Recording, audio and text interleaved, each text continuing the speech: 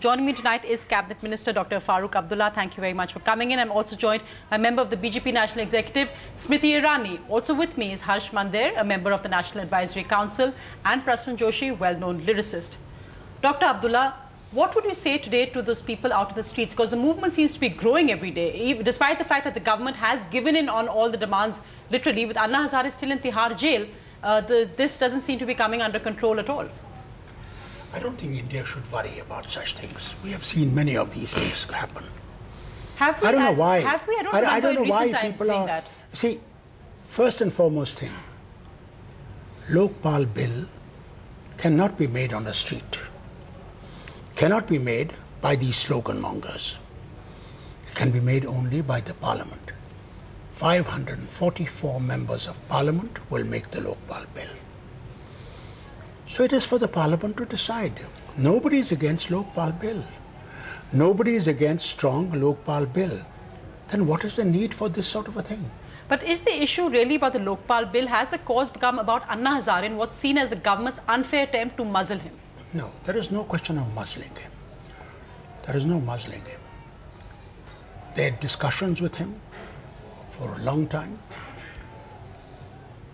He produced a paper. They looked at the paper. And some of the points that they raised are in the bill that Lokpal bill has been made. If there are any other points that he feels are necessary to be put in, let him approach the members of parliament, whether the opposition who is so much supportive of him. Yes. Let them come up and say. But it's almost, Dr. Abdullah, I take your point, but is it a large issue? Because those crowds you see out in the streets, many of them don't even know the difference in the Lokpal, the Jan Lokpal, but they know a simple thing. It's the government versus a man. They believe in Anna Hazare and they feel that Anna Hazare seems a better option. Is that dangerous for democracy today? Smriti Irani, can you come in here at this point? You also aren't a traditional politician in that sense. You came in from a very different field.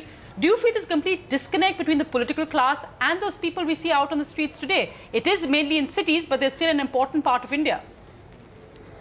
I think that there have been reports of protests even in rural India about what has happened to Anna Hazare. But I would like to here tonight say that those who are projected only as sloganeering youngsters with no clue about the difference between Lokpal and Jan Lokpal, one needs to understand the irony that today in Parliament, the biggest issue that the Home Minister made of was a statement by Anna Hazare that he has no faith in certain members of Parliament.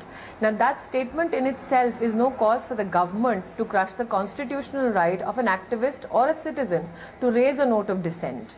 It is extremely astonishing for people in the country that a government where members of the government can break Section 144 in the state of Uttar Pradesh is a government today which disallows a protest unless the protest is done within the parameters set by this government. Right, you're now, making the point that all the youngsters that you had interviewed, Sonia, yes, all the youngsters that you just interviewed before this particular segment began, none of them said they don't believe in the institution or the power or the sanctity of the parliament. But yes, what you did hear from these slogan mongerers today, and these are the very people who go to polling booths and vote, what you did hear was a dissatisfaction, was some kind of an anguish that they had towards corruption which is seeping through this particular government at the center.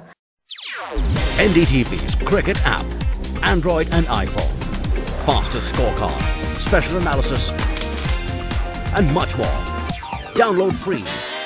ndtv.com/apps.